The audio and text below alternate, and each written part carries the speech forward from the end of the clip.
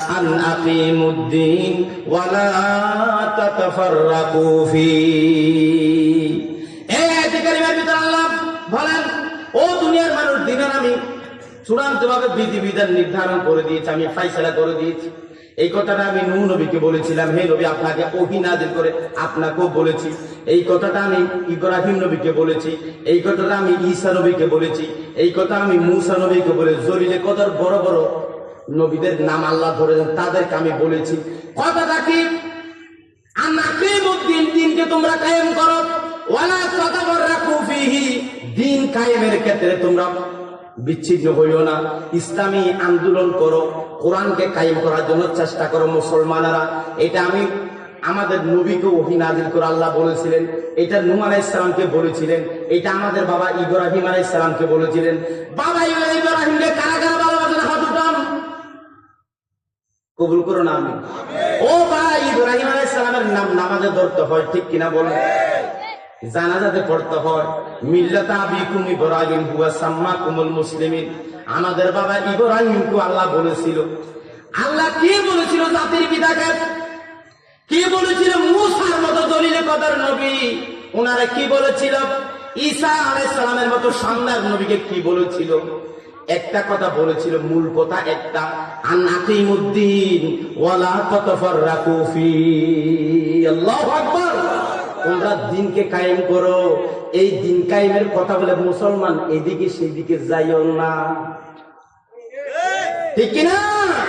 এখন তো আমাদের মানুষদেরকে যদি এক জায়গায় দেখা হয়, জামাত মিটিং দলের, ইসলামের মিটিং দলের একটা বয়, এদিকে একটু কথা শুনি, এই কথা বললে আমাদের বেঈমান মুনাফিক যারা আছে, আমার একটু কাজ আছে, আমি একটু আসি, আমি এখন আসতেছি, এই কথা বলি, এইরকম করি করি চলি যায় জিন্দা মুনাফিকে, ঠিক কিনা? ঠিক কিনা? ও ভাইয়েরা, ইসলামের কথা বলে দাঁড়াইয়া যাবেন, ইসলামের কথা বললে কান লাগাইয়া দেবেন। ইসলামের কথা শুনতে হবে, ইসলামের কথা মানতে হবে, ইসলামের পক্ষে থাকতে হবে। কারা কারা রাজি? দুহাত তুলি দেখা।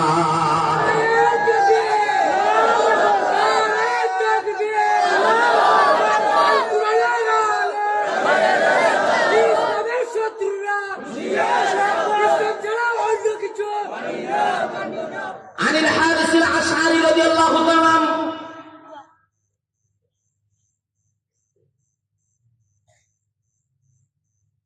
قال رسول الله صلى الله عليه وسلم আনা আমরুকুম বিখামসিন আল্লাহু আমরানি বিহিন্না।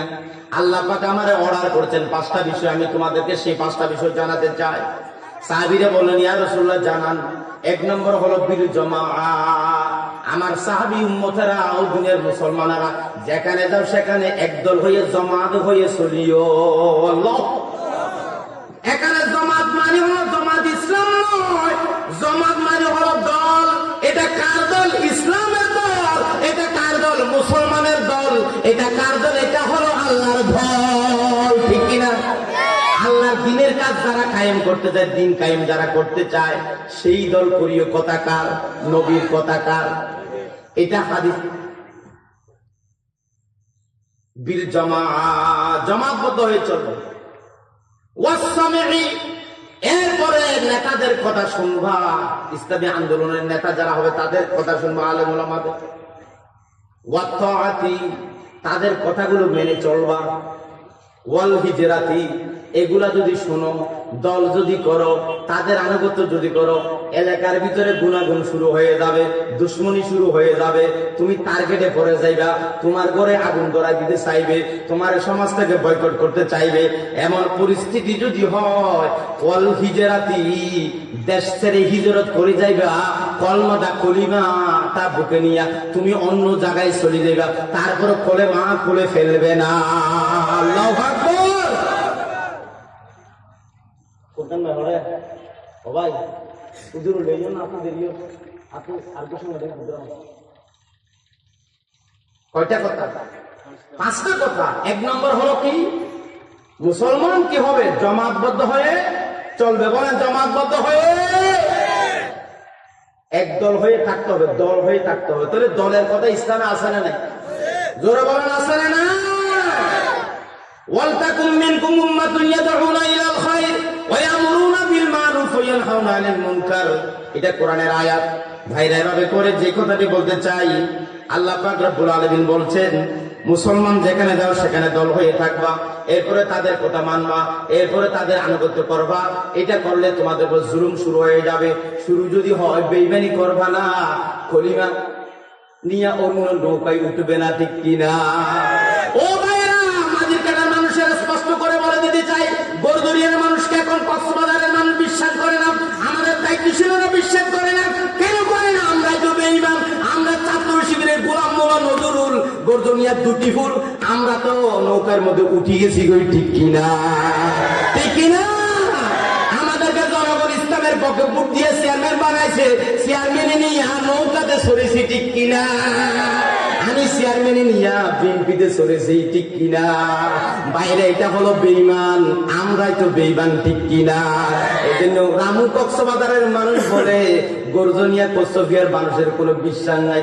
কোসোভিয়ার নুমানের দেখো, নুমান আমাদের লোক ছিল, জমাতের লোক, উনি চেয়ারম্যান হয়েছে, চেয়ারম্যান হইয়া এমপি কমলের ভিতরে টুঁ করছে, ঠিক কিনা? আমি কাউকে ভয় করে কথা বলি না, জীবনের সাথে রয়েছে মরণ, হক কথা বলে দেয়। আমরা বেঈমানের পরিচয় দিয়েছি, ভোট দিয়ে ইমানদারের পরিচয় দিয়েছি, আমাদের ভোট দিয়ে তারা বেঈমানি করেছে, ঠিক কিনা? এই সমস্ত বেঈমানকে আমরা চাই না, আমরা আর চাই না, ঠিক কিনা?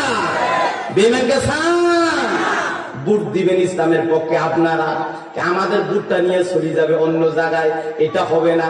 আমরা আগামীতে দেখতে চাই ইসলামকে, নৌকাকে কেছি মজা পাইলাম না, দানকে কেছি মজা পাইলাম না, এখন আমরা কোরআনকে খেতে চাই, ঠিক কিনা? কোরআনের জন্য জীবন বাজি রেখে সংগ্রাম করবে, আল্লাহকে দেখাই যে, ঠিক কিনা?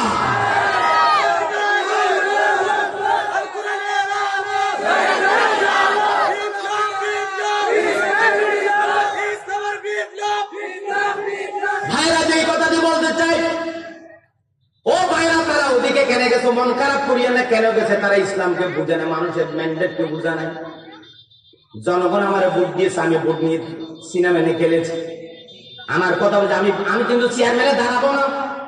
এরপরে বলছি, আমি মৌলানা আব্দুল জব্বারকে যদি ভোট দেন, আল্লাহর কসম আমি কলিমা কোরআন আয়াত করে শপথ নিয়ে জামাত ইসলামের রুখন, আমার গলায় ফাঁসি আসতে পারে, আপনাদের ভোট নিয়ে অন্য নৌকায় আমি উঠতে পারি না, ঠিক না? ও ভাইরা, ভুল আর করবো না। আমরা ইসলামের পক্ষে থাকবো, আমাদের জন্য যিনি কাজ করবে তার পক্ষে থাকবো।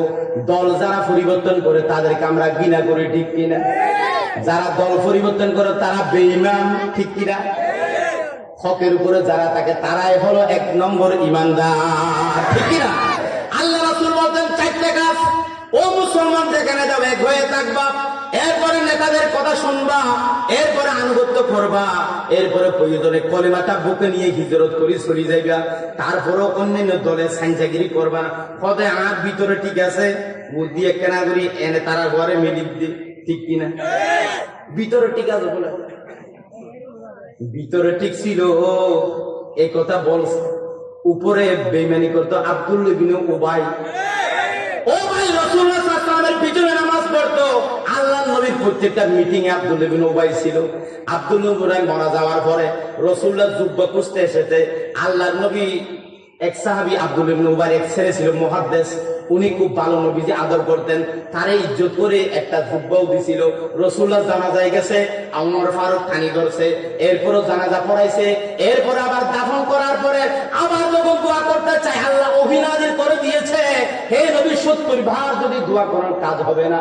বেঈমান তো ফাক্কা বেঈমান আব্দুল্লাহ ইবনে উবাই। এখন প্রশ্ন, এর আগে কেন অভিনাজির হলো না? খানি দুর্গিত ওমর এই সময় কেন অভিনাজির হলো না? জানাজার আগে কেন নবীর আল্লাহ সিঙ্গেল দিল না? আল্লাহর হিকমত আছে, নবীরও হিকমত আছে। ওই জানাজার পরে, জানাজা যখন পড়েছে, কাফেররা দেখছে এটা কেমন মানুষ, কত বড় হৃদয়বান মানুষ, যিনি আজীবন দুশ্মনী করছে মুহাম্মদের পক্ষে, মুহাম্মদের বিরুদ্ধে দুশ্মনী করে আসছে, মুহাম্মদ তার জানাজা পড়েছে, এটা কেমন দয়ালু মানুষ, কত বড় হৃদয় হলে এরকম করতে পারে। 1000 মানুষ এই দৃশ্য দেখে মুসলমান হয়ে গেছে। আল্লাহ জানতেন কতজন মুসলমান হবে, 1000 কতজন হবে? 1000। আল্লাহ সেইটার জন্য পলিসি অবলম্বন করেছিলেন। জানাজার পরে 1000 মানুষ মুসলমান হয়েছে। বাইরে যেই কথাটা বলতে চাই, প্রয়োজন হলে ইমান নিয়ে দেশ থেকে চলে যাব, এলাকা ছেড়ে চলে যাব, তারপরও অন্য দলে উঠা যাবে না, ঠিক না? এরপরে হলো ওয়াল জিহাদ ফি সাবিলিল্লাহ। 5 নম্বর হলো ইসলামী আন্দোলন করা, জিহাদ করা, আল্লাহর পথে জিহাদ করা। আল্লাহর পথে কি করা? ওয়ামান খরাজা বিনাল জামাআতি কিদা শিবিরিন ফাকাদ খালা'a রিবিকাতাল ইসলাম মিন উনুকি। কেউ ইসলামের দাওয়াত পেয়ে ইসলামী দল করার পরে কেউ যদি ইসলাম থেকে এক বিগত সরে যায়, সে তার গলা থেকে কলমার রশি খুলে ফেলেছে। ইল্লা আইয়ুরাজা, সে যদি ফিরে আসে তাহলে অসুবিধা নাই। ও ভাইরা, আমার পর মন খারাপ করিয়েন না ভাই। যে করে বলতে চাই, আপনাদের নেত্রী পালাইছে, আপনার এমপি পালাইছে, ভাই আপনি আসেন, জামাত ইসলামের দরজা খোলা, আপনি জামাত ইসলামে আসেন, ইসলামের দরজা বন্ধ নাই। আপনি তওবা করে আমাদের কাছে ফেরত আসেন, আমরা একসাথে জানাজা পড়ি, আমরা একসাথে সমাজে থাকি। আমরা আপনাদেরকে বিতাড়িত করতে চাই না, আমরা আপনাদের ঘৃণা করি না, আপনাদেরকে আমরা বের করে দিতে পারি না। আমার নবী বের করে দেই নাই, আমার নবী ঘৃণা করে নাই। আল্লাহ বলছে মাফ করে দাও। ইসলামী আন্দোলন যারা করি আমরা মাফ করে দিব। তোমরা আমাদের ঘরে ঘুমাইতে দাও নাই, আমরা তোমাদেরকে ঘরে ঘুমাইতে দেব। ভাই আসো, ইসলামের দরজা খোলা, দরজা খোলা। আল্লাহু আকবার। ভাইরা, রাসূলুল্লাহ সাদাকা হত্যা করেছিল ওয়াহাশী। ওয়াহাশীকে নবীজি ক্ষমা করেছিলেন, কিন্তু রেড সিঙ্গেল দিয়েছিল ওয়াহাশীকে, যেখানে পাও সেখান থেকে মরা এবং জীবিত নিয়ে আসো। ওয়াহাশী যেভাবে হোক ইসলামের কথা শুনে রাসূলুল্লাহর দরবারে এসেছে। অনেক লম্বা ঘটনা বলেছিলাম এক জায়গায়, কিন্তু ওয়াহাশী যখন রাসূলুল্লাহর দরবারে এসে ইসলামের কথা বলেছে, আল্লাহর নবী আর প্রতিশোধ নিতে পারে নাই। ইসলামের কথা যখন বলেছে আমি মুসলমান হতে চাই, আল্লাহর নবী হাত বের করে দিয়েছে, ওয়াহাশীকে কলমা পড়াইছে, মাফ করে দিয়েছে। সুবহানাল্লাহ। এটা শিখাইছে কে? আমাদের নবী শিখাইছে কে? ভাইরা, যে কথাটি বলতে চায়, ওমান দাআ বিদাওয়ালিল জাহিলিয়া, কেউ যদি জাহিলিয়তের দিকে আহ্বান করে, জাহিলিয়তের দিকে, ইসলামের বিরুদ্ধে, মানব রচিত মতবাদের দিকে কেউ যদি মানুষকে আহ্বান করে, ওমান দাআ বিদাওয়ালিল জাহিলিয়া ফাহুয়া মিন জুসা জাহান্নাম, তার ঠিকানা হলো কোথায়? জাহান্নাম। কিলা ইয়া রাসূলুল্লাহ ওয়া ইন সামা ওয়া সাল্লা, হে আল্লাহর রাসূল, ওরা যদি নামাজ পড়ে, ওরা যদি রোজা রাখে, ইসলামী আন্দোলন করে না, জমাত করে না, শিবির করে না, ইসলামী সরকার কায়েম হোক সেটা চায় না, সাল্লা মার্কায় ভোট দেয় না, অন্য মার্কায় দুশ্মনের মার্কায় ভোট দেয়, সেই ফাঁকি করে। নামাজ একক তো বাদ দেয় না, 5 ওয়াক্ত নামাজ পড়ে, রোজাও একটা বাদ দেয় না, রোজাও রাখে, তারপরও কি জাহান্নামে যাবে? রাসূল বলছেন ক্বালা ওয়া ইন সামা, সে যদি রোজা রাখে, ওয়া সাল্লা, সে যদি নামাজ পড়ে। রাসূল একটা কথা বাড়িয়ে বলছেন, ওয়া জাআমা আন্নাহু মুসলিমুন, সে যদি মুসলমানও দাবি করে, তারপরও তার ঠিকানা জাহান্নাম, তার ঠিকানা। বাইরে যে কথাটি বলতে চাই,